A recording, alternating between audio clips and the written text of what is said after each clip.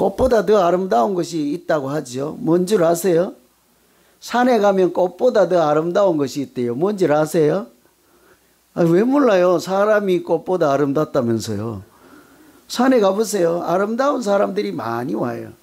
여기 아름답다고 생각지 않은 분들 산에 가보세요. 저 같은 사람이 지나가면서 야, 저분은 꽃보다 아름답다 이런 소리 들을 거예요. 우리가 흔히 사람이 꽃보다 아름답다 하잖아요. 여러분, 사람이 참 아름다워요. 그죠? 여러분 참 다들 아름다우십니다.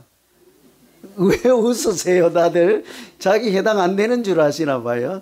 우리가 사람이 아름답다 하면 보통은 얼굴 보고 참 아름답게 생겼다 하고, 때로는 이렇게 눈이 참 아름답다, 뭐 코도 아름답다 이렇게 하고, 또 때로는 뭐 손이 아름답다 하고, 이것도 저것도 없으면 보고 그런 사람은 뭐라고 합니까? 우리가 마음은 아름답다 이렇게까지 하지 않아요? 그런데 오늘 말씀 보면 우리가 생전 쓰지도 않는 표현이 하나 있어요. 뭐가 아름답대요? 발이 아름답대잖아요. 여러분, 발이 아름다우신 분 보셨습니까? 볼 수가 없어요. 다 신발로 감춰놓고 양말로 감춰놓아서 다른 사람의 발을 언제 우리가 보고 아름답다고 할 겨를이 언제 있습니까? 그런데 성경은 참 발이 아름답다 해서 제가 왜 그럴까, 이게 무슨 뜻으로 이런 말씀을 하실까 해서 궁금하던 차에 어젯밤에 이게 발이 아름다운 사람으로도 쳐보고 정말 그런 사람이 있을까 해서요, 세상에서 가장 아름다운 발하고 입력을 탁탁 했더니 나왔을까요? 안 나왔을까요? 어떻게 아세요? 많이 나와요. 발이 아름다운 사람들. 근데 뭐 박세리 발도 나오고 박지성 발도 나오고, 박지성은 왜 그 축구 선수인데 발이 평발이라고 하잖아요. 모양새로 보면 못생긴 발이에요. 그런데도 그 발의 부족함을 뛰어넘어서 열심히 경기장에서 제일 열심히 뛰는 선수이지 않습니까? 그래서 그 발이 아름답다 하는 건데, 제가 입력했을 때 등장했던 첫 번째 세상에서 가장 아름다운 발은요, 테니스 선수 정현 선수예요. 잘 모르겠지만 이 선수는 한국 사람으로서는 최초로 호주 오픈, 그 테니스 유명한 경기에 4등 안에 처음으로 들어간 사람이에요. 4강에. 처음이에요. 한국 사람으로. 아시아 사람으로서는 86년 만에 이제 올라간 사람이에요. 1932년에 일본 선수 한 명이 4등 한 번 한 일이 있고, 86년이니까 거의 100년 만에 나온 사람이에요. 그 이 사람이 4등 안에 딱 들어서 다 물리치고 4명 안에 들었는데, 이제 2명 싸워서 준결승을 해야 되잖아요. 그래서 세상에서 제일 테니스 잘 치는 사람하고 붙었어요. 근데 한 명은 이겼어. 이제 4등까지 들었는데, 그 마지막에 제일 잘하는 사람하고 경기를 앞두고 기권을 해버렸어. 너무 잘하니까 주눅이 들었겠죠. 그죠? 근데 나중에 알고 보니까 우리는 좀 야속하다, 한번 해보기라도 하지 이랬는데, 나중에 그 사연을 이렇게 오픈한 거예요. 자기가 양말을 벗고 신발을 벗고 발을 보여주는 거예요. 세상에다. 이미 4등까지 올라오면서 얼마나 뛰어다녔는지 발에 구멍이 생겨가지고 껍질이 벗겨지는 정도가 아니고 서 있지 못할 정도로 아주 그냥 온 힘을 다하고 거기까지 간 거예요. 그래서 정말 더 이상 어찌할 수 없어서 기권하는 선수에게도 축복을 해주고 자기도 기권을 하면서 참 여러분 죄송합니다 이렇게 겸손하게 이렇게 기권하는 장면이 이렇게 신문에 보도되면서 타이틀이 뭔가 하니 세계에서 가장 아름다운 발 이런 거예요. 여러분, 그 구멍이 뻥뻥 뚫리고 막 피가 흐르고 이렇게 껍질이 까진 발이 아름답습니까? 모양이 아름답지는 않을 거예요. 그죠? 보기가 막 이렇게 눈으로 보기가 어려울 정도로 고통스러운 발이에요. 그런데 사람들은 그것을 세상에서 가장 아름다운 발이라고 하거든요. 오늘 말씀에도 그렇지가 않을까? 하나님이 아름다운 발이라고 할 때 그냥 잘생긴 발은 아닐 거예요. 발이 뭐 잘생겨봐야 그놈이 그놈이지 않겠어요? 그런데 아름다운 발이라고 하는 것은 발 자체 모양이 아니라 발로 뛰어서 만들어내고 땀을 흘린 그 노력, 그 흘린 땀들, 그리고 그 땀으로 만들어낸 열매, 이런 그 사람이 살아온 인생 자체가 아름답다 하는 이야기지 않겠습니까? 그러니까 사실은 발이 아름답다 하는 것은 그 사람이 아름답다 하는 거예요. 여러분, 우리 다 잘 못생겼다고 생각하는 사람들 있잖아요. 열심히 뛰기라도 합시다. 그럼 다른 사람이 발이 아름다운 사람, 잘 살아서 아름다운 사람, 저도 그런 소리는 들을 수 있을 것 같아요. 제가 잘 뛰거든요. 제가 60이 넘었는데 1시간은 뛰어요, 지금도. 이렇게. 그래서 가끔은 우리 강아지가 못 따라와. 걔들이 얼마나 잘 뛰어요. 근데 저를 못 따라와서 뒤에서 끈이라고 놓고 가고 싶은데 불쌍해서 데려가는데, 여러분, 발이 아름답다 하는 것은 그렇게 열심히 살고 정말 최선을 다한 사람들의 발을 모양이 아니라 그 사람 인품 모두 종합적으로 아름다운 사람이라고 하는 거예요. 그러니 오늘 하나님께서 이런 표현을 사용했다는 것은 이 하나님의 눈에 이렇게 아름답게 보이는 사람이 있다는 거죠. 저는 여러분, 생긴 것 가지고 따지지 말고요. 뭐 키가 어떠네, 몸무게가 어떠네, 이런 거 갖고 말고요. 하나님께서 우리가 살아가는 모양, 우리가 믿음 생활하는 것을 보고 저 사람은 참 아름답도다 하실 만큼 이렇게 믿음 생활하는, 아름답게 믿음 생활하는, 그래서 하나님도 기쁘게 여기시는 우리 모두 되시기를 간절히 기원합니다. 물론 뭐 소원하는 마음이 좀 별로 없는 것 같아요. 저는 막 아멘 막 이럴 줄 알았는데, 예? 사람들에게는 대충 보여도 괜찮아요. 저도 뭐 집에 가면 아름답다는 소리를 들어본 적이 없습니다. 그죠? 그런데 교회에 오면 그래도 아름답다고 하는 사람이 한 명은 있을 줄 알았더니 교회에도 그런 사람이 없어요. 그죠? 그래서 어디에 가서 아름답다 소리를 들을까 고민인데 괜찮아요. 하나님 앞에 섰을 때 아름다운 자여, 이런 소리 한번 들어보는 게 소원이에요. 여러분, 저를 불쌍하게 보지 말고, 여러분, 우리 모두가 세상 사람들이 뭐라고 하든지, 가정에서 뭐라고 하든지, 최소한 하나님 앞에서는 하나님이 기뻐하시고 이렇게 아름답다 칭찬해 주는 그런 믿음 생활을 해서 하나님도 기뻐하시는 모두 되기를 기원합니다. 이게 아멘 하신 분들 잘 들어보세요. 그러면 하나님께서 어떤 사람을 아름다운 사람이라고 하실까죠? 뭐 알아야 그렇게 살아볼 거 아니겠습니까? 오늘 말씀에 따르면 좋은 소식을 전하는 사람을 하나님은 아름다운 사람이라고 해요. 오늘 15절에 보내심을 받지 아니하였으면 어찌 전파하리요. 기록된 바는 하나님 말씀하시기를 아름답도다 좋은 소식을 전하는 자의 발이여.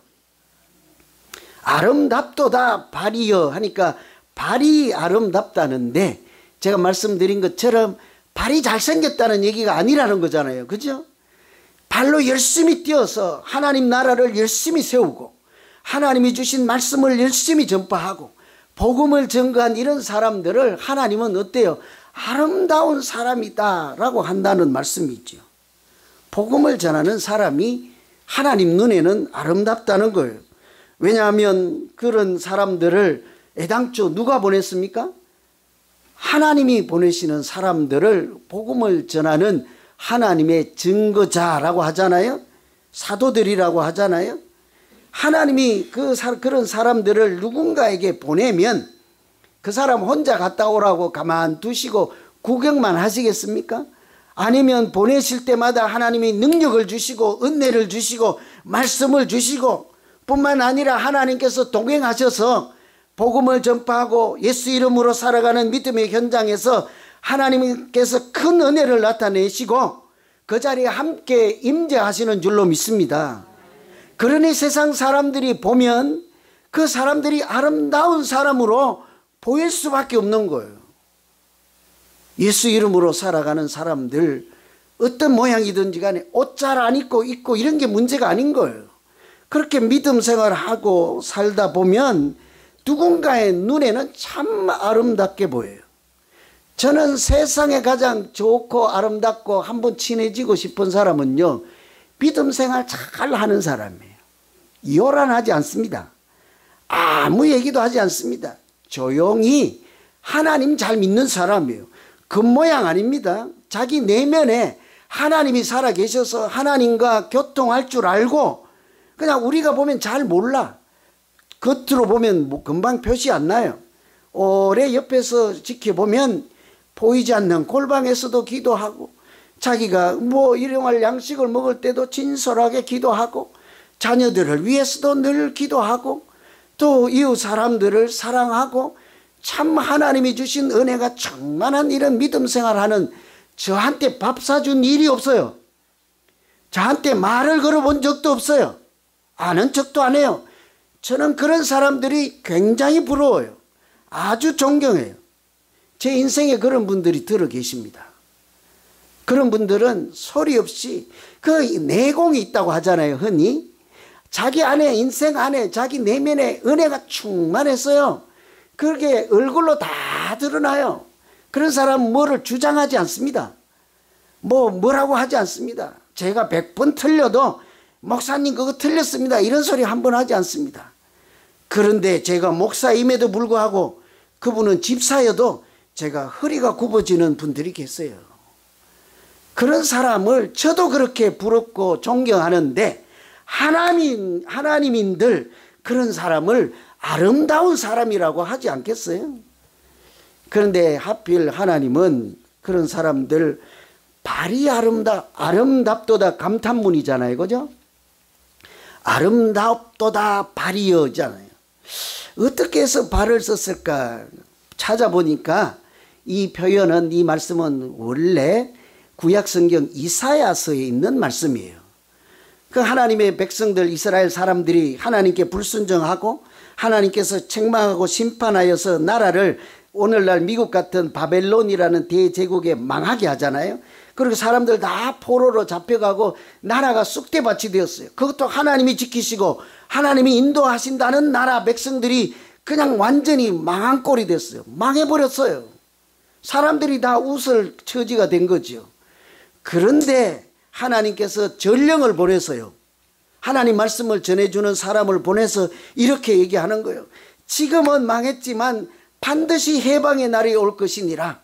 세월이 70년이나 지나가겠지만 하나님께서 너희들을 반드시 돌아오게 하실 날이 있구나. 이런 소식들을 그 사람들에게 전해주는 거예요.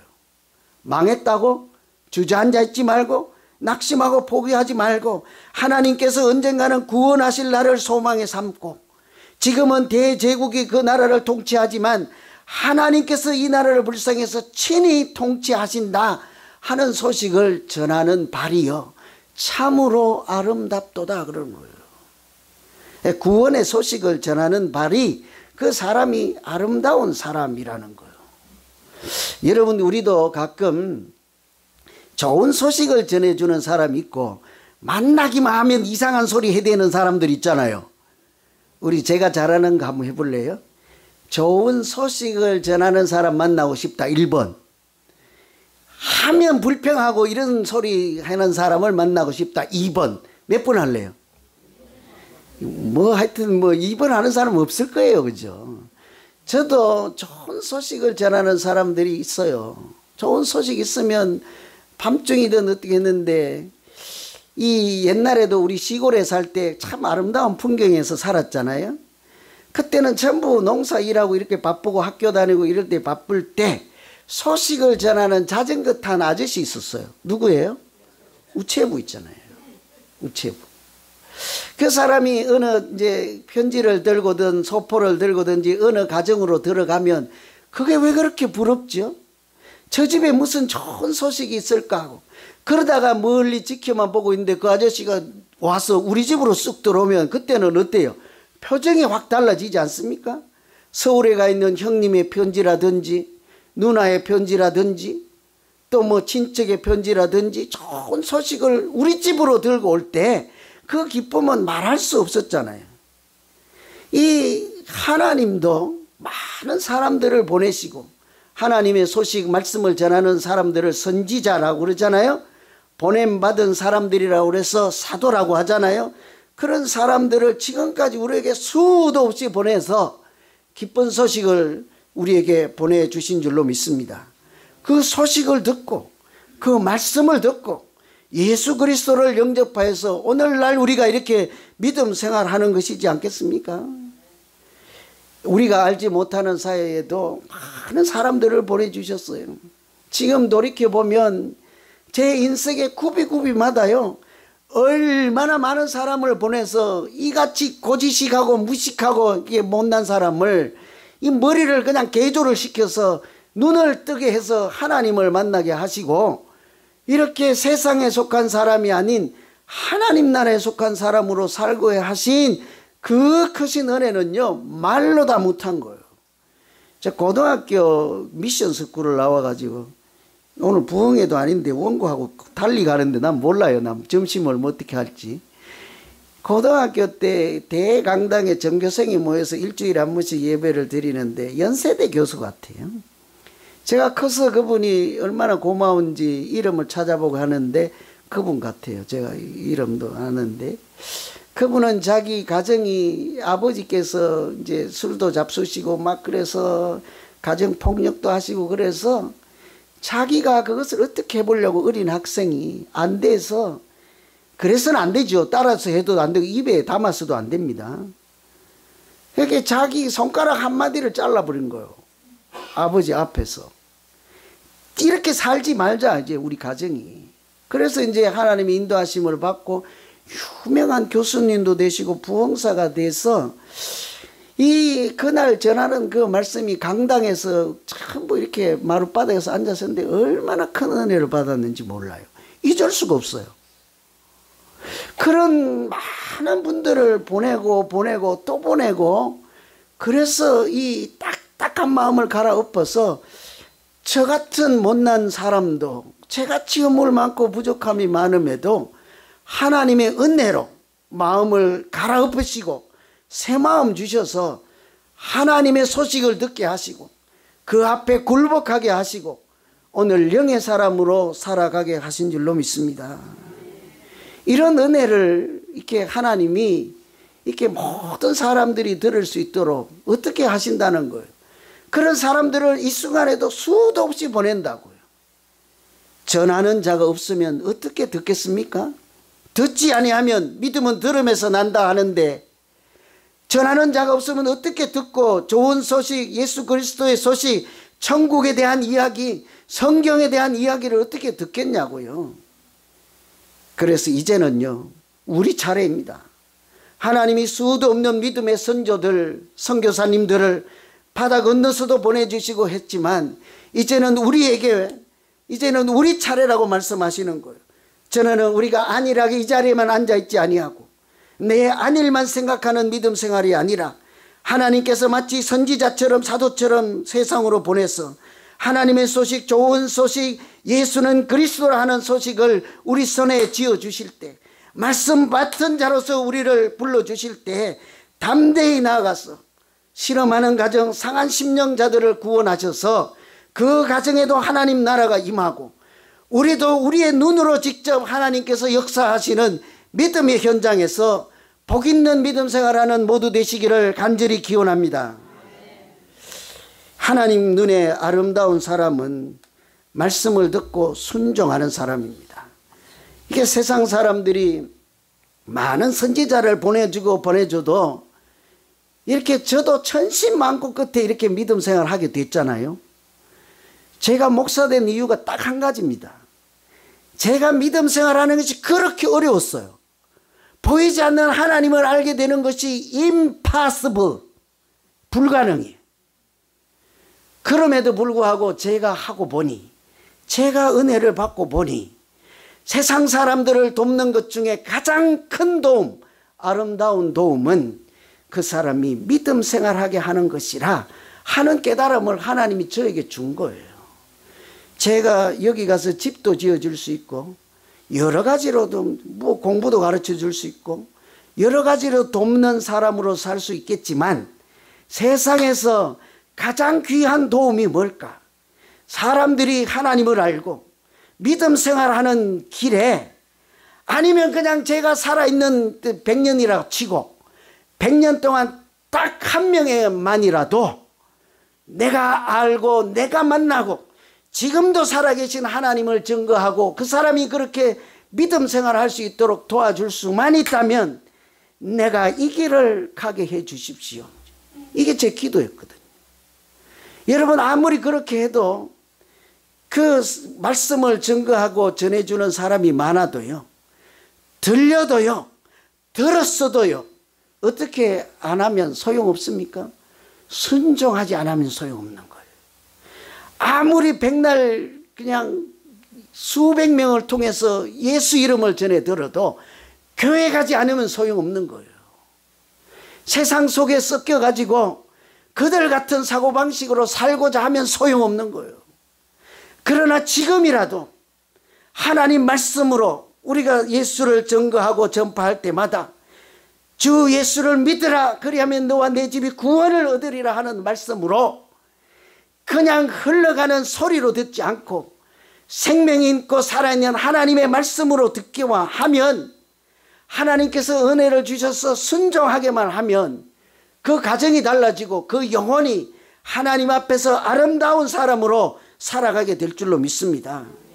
오늘 말씀에 보면 이스라엘에 대하여 가라사대 순종치 아니하고 거스려 말하는 백성에게 내가 종일 내 손을 벌렸노라 그랬죠.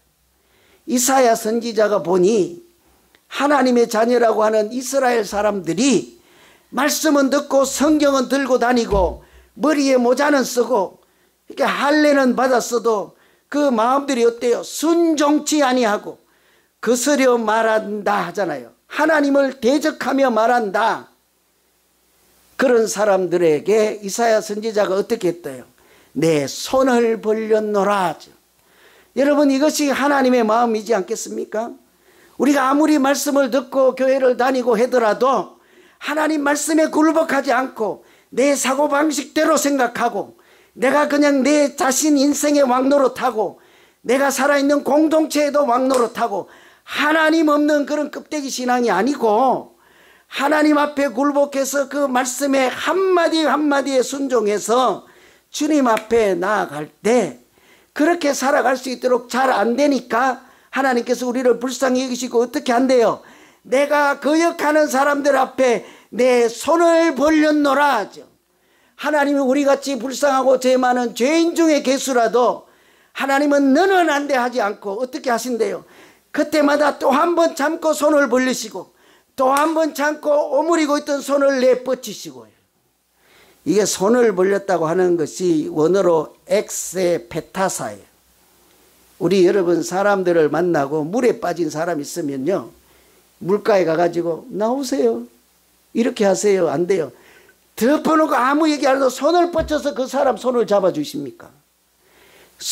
여기 있는 원어로 손을 벌렸다고 하는 것은 엑세페타사가 이렇게 있던 손을 펼쳐서 저 사람에게 내민다는 거예요.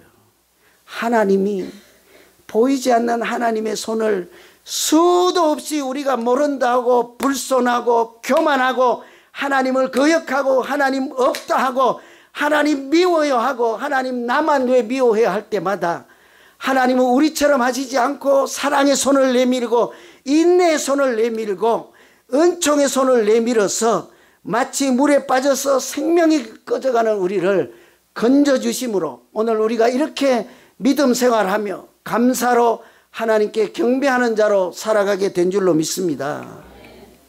순종하는 자예요. 그 하나님의 손을 덥석 잡는 자예요. 이 사람 별명이 길 위의 천사라는 사람이에요. 공영방송의 다큐멘터리로 나온 사람, 중국 사람이에요. 창린창이라는 사람인데 이 우체부예요. 시골에서 농사를 지으면서 이렇게 오지에 99능선을 고개를 넘어야 갈 수 있는, 짐승도 못 가요. 조랑말도 못 가요. 짐 무거운 짐이 있어도 자기가 어깨에 짊어지고 갈 수밖에 없는 그런 곳이. 이렇게 풀이 무성할 때는 길이 없어져 가지고 제대로 가지도 못하고, 그래서 낭떠러리에 떨어져서 멍이 들고 부러지고 이런 사람이에요. 하다못해 그 아내가 제발 좀 그만두라고 해도 이 사람이 그렇게 욕을 먹으면서도 안 그만두는 거예요. 이유가 뭔지 아세요? 내가 가지 아니하면 거기에 꼬부랑 할머니들이, 우리 엄마 같은 그 시골 어르신들이 도시에 가서 공부하고 직장생활하고 시집가서 다른 데 사는 자녀들의 소식을 전혀 들을 길이 없는 거예요. 그러니 그분들이 오매불망하고 누구 오기만을 기다리겠습니까? 그 우체부 아저씨만 오기를 기다리는 거예요. 그래서 때로는 그 소식을 부여잡고 울기도 하고 이런 것을 보고 내가 안 가면 어찌하려 하고 그것을 사명으로 여기고 가는 거예요. 여러분, 이분만 그런 줄 아세요? 우리에게도 우체부는 아니지만 하나님께서 어때요? 저에게도 수많은 사람들을 보낸 것처럼 여러분, 우리 모두 각자에게도 수도 없이 보내시고, 그래도 우리가 마음을 열지 않고 하나님 없다 하고 그렇게 사니까 하나님께서는 마지막에는 독생자 예수 그리스도를 직접 보내셔서, 그것을 우리는 성육신이라고 하지 않습니까? 저 높은 하늘 보좌를 마다하시고 이 낮고 낮은 천한 이곳에, 그것도 별 볼 일 없는 나 같은 사람에게까지 하나님이 보내주셔서 은혜를 보내주시고 좋은 소식을 보내주시고 말씀을 보내주셔서 나 같은 사람도 하나님의 자녀로 살게 한 줄로 믿습니다. 이제는 우리가 하나님이 말씀 맡은 자라고 해요. 여러분, 다른 사람들에게 하나님이 그래서 얼마나 고맙습니까? 많은 사람들 보내서 좋은 소식을 주는 것처럼 이제는 네 차례다고 하는 거예요. 여러분, 이제는 우리 차례예요. 사람들 만나면요, 좋은 소식을 전해주세요. 이쪽 줄하고 밥 먹다가 이쪽 줄 만나면 이상한 소리들 하지 말고 좋은 소식만 좀 전해주세요. 그래서 다음에 저 멀리서 입구에서 그 권사님 오면 쫓아가서 귀를 쫑긋하고 오늘은 또 무슨 좋은 소식이 없을까, 이런 분으로 믿음 생활을 해야지, 만나기만 하면 막 이상한 소리에 대해서 저쪽에 나타나면 뒷문으로 도망가고 이런 사람 말고, 하나님이 당신을 사랑하십니다 하시고요, 내 꿈에 보니 하나님이 당신이 진실로 사랑합니다 하시고, 예수 믿으면 가정이 복받을 줄 믿습니다, 주 예수를 믿어라 그리하면 너와 내 짐이 구원을 받는다 하신 것은 하나님 말씀이요 생명의 말씀이요 진리의 말씀입니다. 이런 좋은 소식을 전하고 아름다운 우리 교회도 만드시고, 그렇게 좋은 소식을 전하면 그런 사람들을 하나님이 아름다운 사람이라고 하신대잖아요. 얼마 남지 않은 인생이지 않습니까? 저나 여러분이나 앞으로 200년 사실 거예요. 다 해도 100년 이하예요. 100년 이하. 순식간에 지나가요. 그 인생을 제발 부탁이니 아름답게 살아가는 우리 모두 되시기를 간절히 기원합니다. 기도하겠습니다. 하나님 아버지,